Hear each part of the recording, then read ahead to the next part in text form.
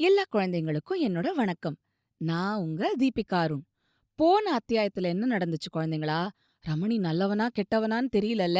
ஒருவேளை அவன் திருடியிருப்பானோ அப்படின்னு நீங்கலாம் யோசிச்சீங்களா? ஆனா போன அத்தியாயத்துல நெறைய பழமொழின்னு சொல்ல முடியாது. ஆனா சில வாக்கியங்கள நீங்க கேட்டிருப்பீங்க.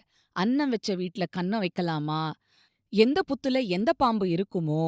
நாய கொண்டு வந்து நடு வீட்ல வச்சு சாப்பாடு போட சொன்னீங்க. வளர்த்த கடா மார்புல பாயுது. இந்த மாதிரிலாம் நெறைய இருந்ததுல்ல. இதெல்லாம் நீங்க உங்க அப்பா, அம்மா சொல்லி கேட்டிருக்கிறதுக்கு ரொம்ப கம்மி வாய்ப்பு தான் இருக்கு. ஆனா உங்க தாத்தா, பாட்டி சொல்லி கேட்டிருக்கீங்களா? இல்லையா? சரி, நம்ம இந்த அத்தியாயம் கேட்கறதுக்கு முன்னாடி, உங்க தாத்தா, பாட்டி கிட்ட போய் இந்த மாதிரி ஏதாவது தெரியுமான்னு கேளுங்க. ஆ, இன்னொன்னு கூட நான் போன அத்தியாயத்துல சொல்லியிருந்தேன். "பாத்தா பசு, பாஞ்சா புலி." இதோட அர்த்தம்லாம் உங்களுக்கு புரியுதா குழந்தைங்களா? இல்லையா? சரி, அப்பா அம்மாவ கேளுங்க. இனி அத்தியாயத்த கேட்டுட்டு. அத்தியாயம் 6. அகப்பட்டு கொண்டான். அடுத்த நாள் 11 மணி இருக்கும். முதலாளியோட பக்கத்துல இருந்த telephone drink drink drink drink அப்படின்னு ஒலிச்சுது. உடனே முதலாளி டெலிஃபோன் ரிசீவரை கையில எடுத்தாரு. ஹலோ, யார் பேசுறது? அப்படின்னு முதலாளி கேட்டாரு. போலீஸ் ஸ்டேஷன்ல இருந்து பேசுறதாவும் மேனேஜர் மதுரநாயகத்துக்கிட்ட அவசரமா ஏதோ சொல்லணும்னும் பதில் வந்துச்சு. உடனே முதலாளி மோகனரங்கம் ரிசீவரை மேஜ மேல வச்சுட்டு மேனேஜர் அறைக்கு ஓடினாரு.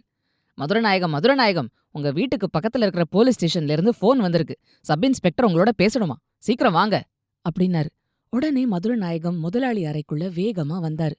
முதலாளியும் கூடவே வந்து பக்கத்துல நின்னுக்கிட்டு அவர் பேசுறத கவனிச்சாரு. சப் இன்ஸ்பெக்டர் மதுரநாயகத்துக்கிட்ட சொன்னது இதுதான். திருட்டு போன உங்களோட தங்க மூடி போட்ட எவர் ஷார்ப் பேனா கிடைச்சிடுச்சு. திருடின பையன் பேனாவை கடையில விற்க போகும்போது அகப்பட்டுக்கிட்டான். அவனோட வயசு, உயரம், நிறம் எல்லாம் உங்க ரிப்போர்ட்ல இருக்கிற மாதிரியே இருக்கு. பேனாலையும் சேகர் அன்பளிப்புன்னு எழுதியிருக்கு அப்படிங்கறது தான். இத கேட்டதும் மதுரநாயகம், அட நன்றி கெட்டவனே அப்படின்னு பல்ல கடிச்சாரு. சப் இன்ஸ்பெக்டர் முன்னாடி சொன்னதோட நிறுத்திட்டு இருந்தாலும் பரவாயில்ல, இன்னொரு எதிர்பாராத தகவலையும் சொன்னாரு. அந்த பையன்கிட்ட ஒரு கை கடிகாரமும் இருக்கு. கேட்டா எங்க அப்பா வாங்கி கொடுத்ததுன்னு பொய் சொல்றான். நீங்க உடனே வந்தா எல்லாம் தெரிஞ்சிடும். பையன் லாக்அப்ல இருக்கான்னு சொல்லிருக்காரு. மதுரநாயகம் ஆச்சரியத்தோட ரிசீவரை கீழே வச்சுட்டு முதலாளி மோகனரங்கத்துக்கிட்ட சப் இன்ஸ்பெக்டர் சொன்னதை அப்படியே அறிவிச்சாரு.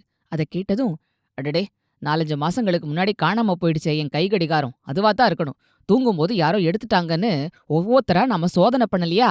அப்ப எங்கேயோ பத்திரமா ஒளிச்சு வச்சிருந்துட்டு இப்ப எடுத்து போயிருக்கான் திருட்டு பையன். இவனை சும்மா விடக்கூடாது. உடனே புறப்படுங்க, நானும் உங்க கூட வரேன் அப்படின்னாரு. இப்படி அவன் மோசம் செய்வான்னு நான் கனவுல கூட நினைக்கல அப்படின்னு ரொம்ப வருத்தத்தோட சொன்னாரு மதுரநாயகம். மேனேஜர் மதுரநாயகத்தை அழைச்சுக்கிட்டு உடனே போலீஸ் ஸ்டேஷனுக்கு போகணும்னு துடிதுடிச்சாரு முதலாளி மோகனரங்கம். உடனே அவர் மேஜை மேல இருந்த மணி அடிச்சாரு. சத்தம் கேட்டதும் இன்னொரு ஆபீஸ் பையனான அழகிரி உள்ள ஓடி வந்தான். டே அழகிரி, உடனே போய் டிரைவர் கிட்ட கார் எடுத்துட்டு வர சொல்லு அப்படின்னு முதலாளி மோகனரங்கம் உத்தரவு போட்டாரு. கார் வந்ததும் முதலாளி மோகனரங்கமும் மேனேஜர் மதுரநாயகமும் ஏறிக்கிட்டாங்க. கார் போலீஸ் ஸ்டேஷனை நோக்கி புறப்பட்டுச்சு. போகும்போது ரமணிய பத்தி ஆத்திரமா பேசினாரு முதலாளி. ஆனா மதுரநாயகம் அவர மாதிரி ஆத்திரப்படல. ரொம்ப வருத்தப்பட்டாரு, வேதனைப்பட்டாரு. 6 மாசமா ரொம்ப அருமையா இந்த ரமணிய வளர்த்தோமே, அவன் இப்படி திருடனா மாறிட்டானே. நான் செஞ்ச உதவியெல்லாம் வீணாயிடுச்சே. நம்ம பேனாவை மட்டும் அவன் எடுத்திருந்தா கூட பரவாயில்ல, முதலாளியோட கைகடிகாரத்தையும்லாம் எடுத்துட்டான் அப்படின்னு தான் அவர் வருத்தப்பட்டாரு, வேதனைப்பட்டாரு. போலீஸ் ஸ்டேஷனுக்கு முன்னாடி கார் வந்து நின்னுச்சு. உள்ள இருந்த முதலாளி மோகனரங்கமும் மேனேஜர் மதுரநாயகமும் கீழே இறங்கினாங்க. உடனே சப் இன்ஸ்பெக்டர் அறைய நோக்கி வேகமா நடந்தாரு மதுரநாயகம். மோகனரங்கமும் வேகமாத்தான் போனாரு. ஆனாலும் கனத்த தொந்திய தூக்கிக்கிட்டு போக வேண்டியிருந்ததுனால அவரால மதுரநாயகத்தோட வேகத்துக்கு போக முடியல. அவருக்கு பின்னாடி தான் போக முடிஞ்சுது. வேகமா போன மதுரநாயகம் முன்பக்கமா இருந்த சப் இன்ஸ்பெக்டரோட அறைக்குள்ள நுழைஞ்சாரு. வழக்கம் போல வணக்கம்னு சொல்லல. எங்க சார் அந்த பையன் அப்படின்னு தான் கேட்டாரு. ஏதோ எழுதிட்டு இருந்த சப் இன்ஸ்பெக்டர் நிமிந்து பார்த்தாரு. மேனேஜர் மதுரநாயகத்தை பார்த்ததும், அடடா நீங்களா, இப்படி உட்காருங்க அப்படின்னு சொல்லி எதிரில இருந்த நாற்காலிய சுட்டி காட்டினாரு சப் இன்ஸ்பெக்டர். பரவாயில்ல, எங்க அந்த பையன், அவன் எங்க இருக்கான் அப்படின்னு ரொம்ப படபடப்போட கேட்டாரு மதுரநாயகம். அவசரப்படுறீங்களே, அவன் எங்க ஓடி போறான்? இங்கதான் பத்திரமா அடைச்சு வச்சிருக்கோம், இதோ கொண்டு வர சொல்றேன் அப்படின்னு சொல்லிட்டு திரும்பி பார்த்தாரு போலீஸ் சப் இன்ஸ்பெக்டர். முதலாளி மோகனரங்கம் அப்பதான் உள்ள வந்துட்டு இருந்தாரு. யார் அது உள்ள வர்றது அப்படின்னு சப் இன்ஸ்பெக்டர் கேட்டாரு. இதுக்கு முன்னாடி மோகனரங்கத்தை அவர் பார்த்ததில்ல. மதுரநாயகம் வாசல் பக்கமா திரும்பி பார்த்தாரு. முதலாளி மோகனரங்கத்தை பார்த்ததும், அடடே, உள்ள வாங்க. அவசரத்துல நீங்களும் கூட வரீங்கங்கிறத மறந்தே போயிட்டேன் அப்படின்னு சொல்லி பக்கத்துல இருந்த நாற்காலிய காட்டி உட்கார சொன்னாரு மதுரநாயகம். மோகனரங்கம் நாற்காலியில உட்கார்ந்ததும், இவர்தான் எங்க சபா முதலாளி, கடிகாரம் இவரதுதான், 4-5 மாசத்துக்கு முன்னாடி தொலைஞ்சிடுச்சு அப்படின்னு சப் இன்ஸ்பெக்டர் கிட்ட சொன்னாரு மதுரநாயகம். 4-5 மாசம் ஆயிடுச்சா? ஆமா, எப்படி தொலைஞ்சது அப்படின்னு கேட்டாரு சப் இன்ஸ்பெக்டர். உடனே மோகனரங்கம், நாங்க 6 மாசத்துக்கு ஒரு தடவை கணக்கு முடிக்கிறது வழக்கம். அன்னிக்கு கணக்கு முடிக்கிற நாளு. அதனால ராத்திரி நாடக கொட்டகையில நானும் மதுரநாயகமும் தங்க வேண்டியதாயிடுச்சு. இந்த ரமணி பையல வீட்டுக்கு அனுப்பி சாப்பாடு எடுத்து வர சொன்னோம். சாப்பிட்டு முடிச்சுட்டு கணக்குகளை எல்லாம் பார்த்து முடிக்கும்போது நடுராத்திரி ஆயிடுச்சு.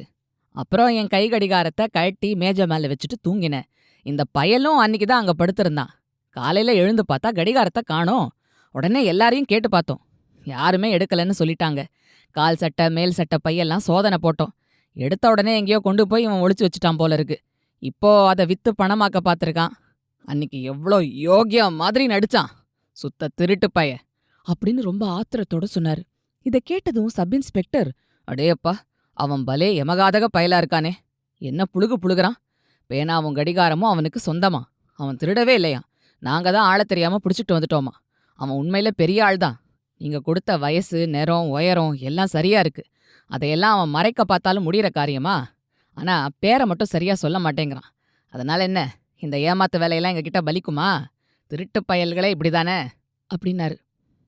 ஆமா சார், அதுலயும் இந்த மாதிரி கெட்டிக்கார திருடனுக்கு புழுக கத்துக் கொடுக்கவா வேணும்? ஆனாலும் அவன் புழுகு எத்தனை நாளைக்கு நிலைக்கும்? கெட்டிக்காரன் புழுகு 8 நாள்ல தெரியும்பாங்க. இந்த பைய புழுகு இன்னும் கொஞ்ச நேரத்துல தெரிய போகுதே. எங்க அந்த மோசக்கார பையன், கொண்டு வர சொல்லுங்க பாக்கலாம் அப்படின்னாரு முதலாளி மோகனரங்கம். இதோ கொண்டு வர சொல்றேன் அப்படின்னு சொல்லிட்டு, யாரது? 753 இங்க வா அப்படின்னு கூப்பிட்டாரு சப் இன்ஸ்பெக்டர். உடனே ஒரு போலீஸ்காரர் அங்க வந்து கால் 2ஐயும் ஒன்னா சேர்த்து ஒரு சல்யூட் அடிச்சாரு. உள்ள போய் லாக்அப்ல இருக்கானே ஒரு பொடியன், அவனை கூப்பிட்டுட்டு வா அப்படின்னு உத்தரவிட்டாரு சப் இன்ஸ்பெக்டர். போலீஸ்காரர் உள்ள போனதும் சப் இன்ஸ்பெக்டர் மேஜை அறையில இருந்த எவர் ஷார்ப் பேனாவை வெளியில எடுத்தாரு. இதுதானே உங்க பேனா அப்படின்னு மதுரநாயகத்தை பார்த்து கேட்டாரு. மதுரநாயகம் அத கையில வாங்கி பார்த்தாரு. பார்த்ததும், சந்தேகமே இல்ல, இது என்னுடையதே தான். மேல தங்க மூடி, கீழ்பாகம் கருப்பு, சேகர் அன்பளிப்புன்னு கூட இதுல இருக்கே. 6 மாசமா என் வீட்ல தின்னுட்டு எனக்கே வேட்டு வைக்க பார்த்திருக்கானே. அப்பப்பா, நினைச்சாலே வயிறு எரியுதே. பட்டு துணியை திருடினான், பேனாவை திருடினான், கடிகாரத்தையும் திருடி வச்சிருக்கான். 4-5 மாசத்துக்கு முன்னாடியிலருந்தே அவன்கிட்ட இந்த திருட்டுத்தனம் இருந்திருக்கே. இன்னும் என்னென்ன சாமான்களை திருடி வச்சிருக்கானோ.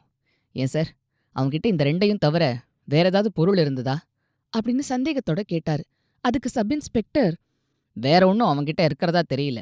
ஒருவேளை எங்கேயாவது ஒளிச்சு வச்சிருக்கானோ என்னவோ. எதுக்கும் அடிச்சு உதச்சி கேட்டா உள்ளதை சொல்லிடுவான் அப்படின்னாரு. அந்த பைய உங்ககிட்ட எப்படி அகப்பட்டான் அப்படின்னு கேட்டாரு மோகனரங்கம். ஒரு மார்வாடி கடையில அவன் அந்த பேனாவை விற்க பார்த்திருக்கான். அந்த சமயம் பார்த்து ஒரு போலீஸ்காரன் லபக்குன்னு அவனை பிடிச்சாச்சு. பாவம், யார்கிட்ட தப்புனாலும் போலீஸ்காரங்க கிட்டேயும் தப்ப முடியாதுங்கிறது அவனுக்கு தெரியுமோ தெரியாதோ. மாட்டிக்கிட்டதும் அவன் எதோ சொல்லி தப்பிக்க பார்த்திருக்கான். விட்டாதானே போறதுக்கு, உடும்பு பிடியா பிடிச்சிட்டு வந்துட்டாங்க அப்படின்னு உற்சாகமா சொன்னாரு சப் இன்ஸ்பெக்டர். அப்போ மோகனரங்கம், ஏன் சார், என் கடிகாரம் எங்க, அதை காட்டலையே அப்படின்னு கேட்டாரு. இதோ அதையும் தரேன். சொந்த கடிகாரம் மாதிரி அதை ஜம்பமா கையில கட்டிக்கிட்டு இருந்தான் அந்த பைய அப்படின்னு சொல்லிட்டு மேஜை அறைக்குள்ள கைய விட்டாரு சப் இன்ஸ்பெக்டர். அதே சமயம் உள்ள போன போலீஸ்காரர் அடப்பட்டிருந்த பையனை பிடிச்சிட்டு வந்தாரு.